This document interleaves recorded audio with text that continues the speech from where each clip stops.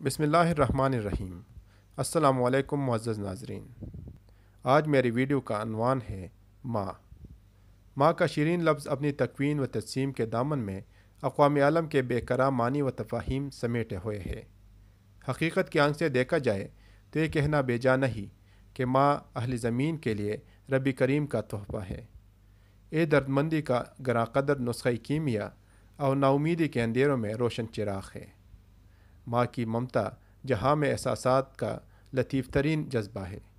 ماں کسی بھی رنگ و نسل سے ہو، اس کی چاو اولاد کے لیے گنا سایہ اور سرمایہ ہے۔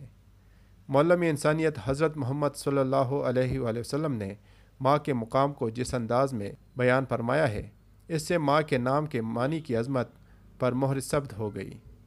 ماں میم سے محبت کرنے والی، الف سے اثار کرنے والی اور نون سے نہ ڈر نہ خفا ہونے والی ہے۔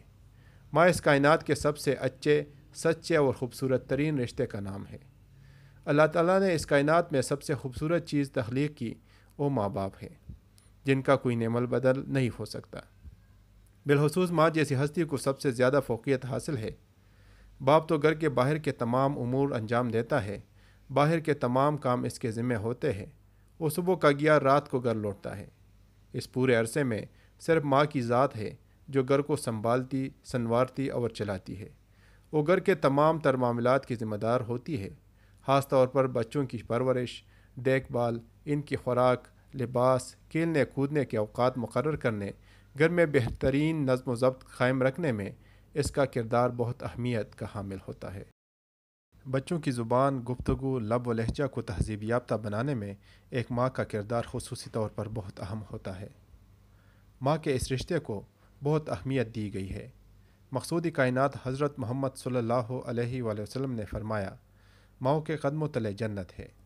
حضرت شیخ سعدی رحمۃ اللہ علیہ نے کہا، محبت کی ترجمانی کرنے والے اگر کوئی چیز ہے تو وہ صرف ماں ہے۔ مشہور مفکر اور شاعر علامہ محمد اقبال رحمۃ اللہ علیہ نے کہا، سخت سے سخت دل کو ماں کی پرنم آنکھوں سے موم کیا جا سکتا ہے۔ روایت ہے کہ رسول اللہ صلی اللہ علیہ وآلہ وسلم سے ایک شخص نے دریافت کیا، یا رسول اللہ صلی اللہ علیہ وآلہ وسلم، میرے حسن سلوک کا سب سے زیادہ مستحق کون ہے؟ فرمایا تیری ماں۔ پوچھا پھر کون؟ فرمایا تیری ماں۔ اس نے عرض کیا پھر کون؟